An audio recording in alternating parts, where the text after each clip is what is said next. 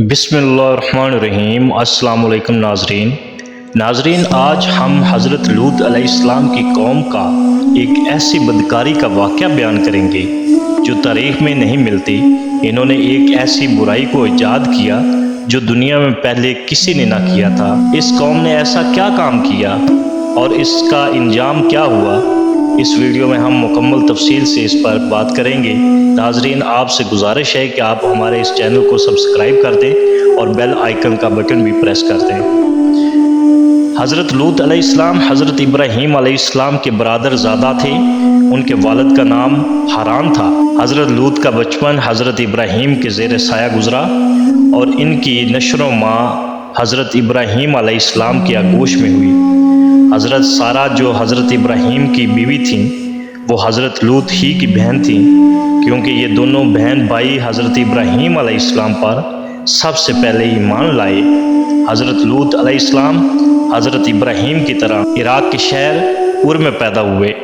उर शहर से मुतल्लक कहा जाता है कि ये इराक़ के मौजूदा शहर मुकीर की जगह था। हज़रत लूत यहीं के रहने वाले थे। उर के मैने शहर के हैं। इनके जाननशीन हज़रत इसहाक थे। हज़रत इसहाक के बेटे का नाम याकूब था। हज़रत याकूब कई साल तक फदान आराम में रहे, फिर वो अपने बड़े भाई ईसू के मुकाबले में ज़्यादा फजीलत करार पाए और उन्होंने अपना नाम बदल कर इसराइल रख लिया। ईसू का दूसरा नाम अरीम था, यानी सुर्ख था, कि हज़रत इब्राहीम की हिजरतों में हमेशा इनके साथ रहें। अल्लाह ताला ने जब हज़रत लूत को नबूवत से सरफराज करके कौम लूत की तरफ जाने का हुक्म दिया, तो हज़रत लूत जब इस कौम के मरकज़ी शहर सदूम में आकर ठहरे तो देखा कि वहाँ के बशिंदे बदकारियों में इस कदर मुब्तला थे कि दुनिया की कोई बुराई ऐसी नहीं थी जो इनमें मौजूद ना थी और कोई खूबी ऐसी ना थी जो इनमें पाई जाती थी। ये कौम एक ऐसा खबीस अमल हम जिनस परस्ती में मुब्तला थी। इनके इस सब से बुरे जुर्म की वजह से जो खुदा ने इन पर अजाब तारी किया तो उन्हें तो नबूद कर दिया। हज़रत लूत जब इस कौम में पहुंचे, आपने देखा कि वो कौम हम जिनस परस्ती जैसे काबिल नफरत फेल में मुब्तला थी, जिसकी बदौलत इस कौम ने शहरियत दवाम हासिल कर रखी थी और इसके इर्तिकाब से अब बदकार इंसान कभी बाज नहीं आए। लेकिन ये फ़ख्र सिर्फ यूनान को हासिल है कि इसके फ़लसफ़ा ने इस घिनौने जुर्म को अखलाकी खूबी के मर्तबे तक उठाने की कोशिश की और इसके बाद जो कसर बाकी रह गई थी, इसे जदीद मगरबी तहजीब ने पूरा किया। अलानिया इस फेल बद के हक़ में ज़बरदस्त प्रोपेगेंडा किया, यहाँ तक कि बाज़ मुल्कों के मजालस कानून साज ने इसे बाकायदा जायज़ ठहरा दिया। हालांकि ये बिल्कुल एक शरई हकीकत है कि हम जिनस परस्ती कतई तौर पर वाज़ह फितरत के ख़िलाफ़ है। अल्लाह ताला ने तमाम ज़ी हयात में नर मादा का फ़र्क महज अज़ा के लिए नहीं दे रखा है और नूह इंसानी के अंदर मज़ीद गरज ये भी है कि दोनों सनफ़ों के अफराद मिलकर एक ख़ानदान वजूद में लाएँ। मर्द और औरत की दो अलग सनफ़ें बनाई गई। इनमें से एक दूसरे के लिए सनफ़ी कशिश पैदा की गई। इनकी जिस्मानी साख़त और नफ्सियाती तरकीबें एक दूसरे के जवाब में मकासद ज़ौजियत के ऐन मुनासिब बनाई गई। मगर जो शख्स फितरत की इस स्कीम के ख़िलाफ़ अमल करके अपने हम जिनस से मुलव्वस होता है, वो एक ही वक़्त में मुतअद्दिद जराइम का मर्तकब होता है। मदूम वो इलाका था जहाँ हज़रत लूत अलैहिस्सलाम मनबूस फरमाए गए। अल्लाह ताला ने सदूम को तमाम नेमतों से नवाजा हुआ था। यहाँ बहुत ज़्यादा बागात थे, लहलहाती खेतियाँ इनकी ज़रूरियात से कहीं ज़्यादा थी। यहाँ पर तरह तरह के फल मेवे बकसरत पैदा होते थे, इसलिए आसपास की बस्तियों के लोग अपनी ग़िज़ाई ज़रूरियात पूरी करने के लिए यहाँ आते थे। मगर ये बात अहले सदूम के लोगों को बिल्कुल भी गवारा ना थी। उनके ख्याल में उनकी बस्तियों में पैदा होने वाले फलों, सब्जियों और अनाजों पर सिर्फ उनका ही हक है। वो नहीं चाहते थे कि दूसरी बस्तियों के लोग उनके इलाकों में आएं। एक दिन सदूम के लोग इस बात पर गौर व फिक्र कर रहे थे कि बाहर से आने वाले लोगों को यहाँ आने से आखिर कैसे रोका जाए। इब्लीस एक बुजुर्ग की शक्ल में उनकी महफिल में आया اور کہا کہ اگر تم ان سے پیچھا چھڑوانا چاہتے ہو تو میری بات پر عمل کرو۔ اس اجنبی بزرگ کی بات لوگوں نے بہت غور سے سنی۔ ابلیس نے کہا میں کل بتاؤں گا۔ دوسرے دن ابلیس خوبصورت لڑکے کے روم میں آیا اور انہیں اپنی عورتوں کی بجائے خوبصورت لڑکوں کے ساتھ فعل بد کرنا سکھایا۔ ابلیس نے کہا کہ اگر تم ان بستیوں کے لوگوں سے نجات چاہتے ہو تو ایسا کرو، جب بھی کوئی شخص تمہاری بستی میں آئے تو تم لوگ زبردستی ان کے ساتھ اپنی خواہش پوری کرو۔ اس طرح وہ لوگ آنا چھوڑ دیں گے۔ اپنی نفسانی خواہشات کے لیے مردوں سے بدفعلی اس قوم کا دستور بن گیا تھا۔ یہاں بے حیائی عام ہو گئی تھی، گھر گھر یہ عمل عام ہو گیا تھا۔ بھری محفل میں یہ لوگ اس کام کو کر کے خوش ہوتے تھے۔ کوئی بھی محفل اس کام کے بغیر ادھوری سمجھی جاتی تھی۔ خاص کر مسافروں میں سے کوئی خوبصورت لڑکا ہوتا، یہ لوگ اسے اپنا شکار بنا لیتے۔ مدوم کے لوگ سخت بد مزاج اور دھوکے باز تھے۔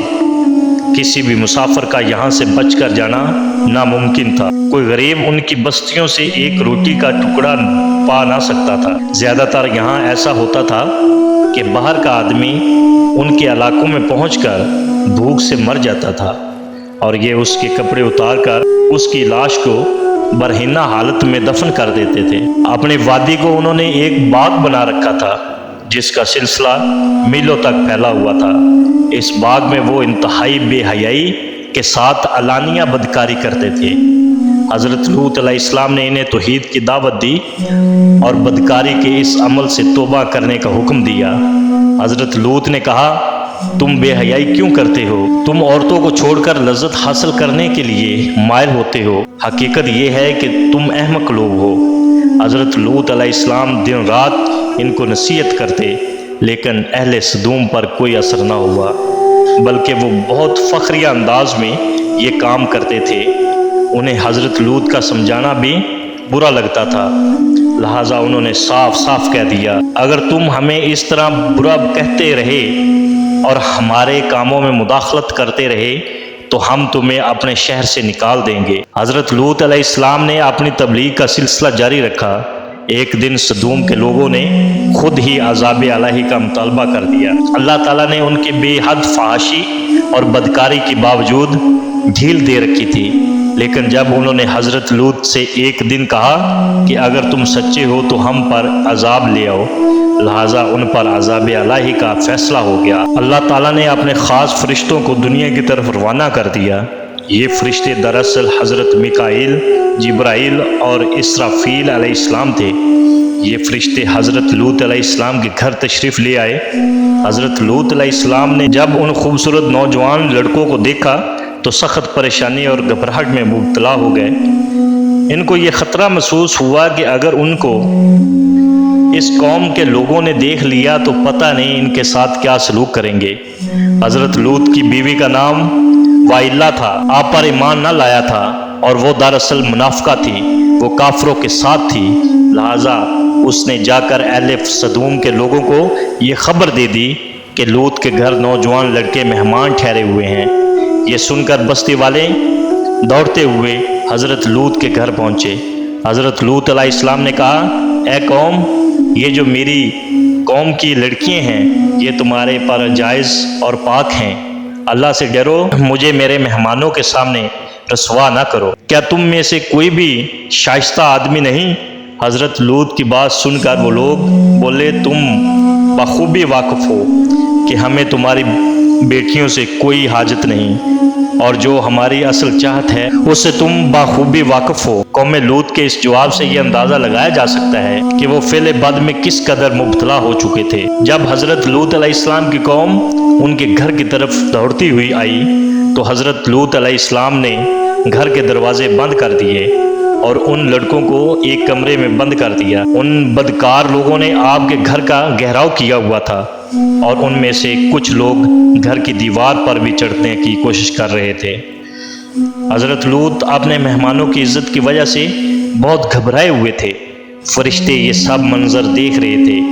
جب انہوں نے حضرت لوط علیہ السلام کی بے بسی اور پریشانی کا یہ منظر دیکھا تو حقیقت سے پردہ اٹھاتے ہوئے اے لوط، ہم تمہارے رب کے بھیجے ہوئے فرشتے ہیں، یہ لوگ ہرگز تم تک نہیں پہنچ سکیں گے، کچھ رات باقی ہے، تم اپنے گھر والوں کو لے کر چل دو اور تم میں سے کوئی شخص پیچھے مڑ کر نہ دیکھے۔ اہل سدوم حضرت لوط علیہ السلام کا دروازہ توڑنے پر باضد تھے، لہٰذا حضرت جبرائیل علیہ السلام نے گھر سے باہر نکل کر اپنے پر کا ایک کونا انہیں مارا، جس سے ان کی آنکھوں کے ڈیلے باہر نکل آئے اور بصارت ختم ہو گئی۔ یہ خاص عذاب ان لوگوں کو پہنچا جو حضرت لوط علیہ السلام کے پاس بدنیت سے آئے تھے۔ حضرت لوط علیہ السلام حقیقت جان کر مطمئن ہو گئے اور اپنے گھر والوں کے ساتھ رات ہی کو نکل کھڑے ہوئے۔ ان کی بیوی بھی ان کے ساتھ تھی، لیکن کچھ دور جا کر وہ واپس اپنی قوم کی طرف پلٹ گئی اور قوم کے ساتھ جہنم رسید ہو گئی۔ صبح کا آغاز ہوا تو اللہ تعالیٰ کے حکم سے حضرت جبرائیل نے بستی کو اپنے پر سے اکھاڑ دیا، پھر اپنے بازو پر رکھ کر آسمان پر چڑھ گئے، یہاں تک کہ آسمان والوں نے بستی کے کتے کے بھونکڑوں اور مرغیوں کے بولنے کی آوازیں سنی۔ پھر اس بستی کو زمین پر دے مارا، جس کے بعد ان پر پتھروں کی بارش ہوئی، ہر پتھر پر مرنے والے کا نام لکھا تھا۔ جب یہ پتھر ان کو لگتے تو سر پاش پاش ہو جاتے۔ صبح سویرے شروع ہونے والا یہ عذاب اشراق تک ساری بستی کو نست و نبود کر چکا تھا۔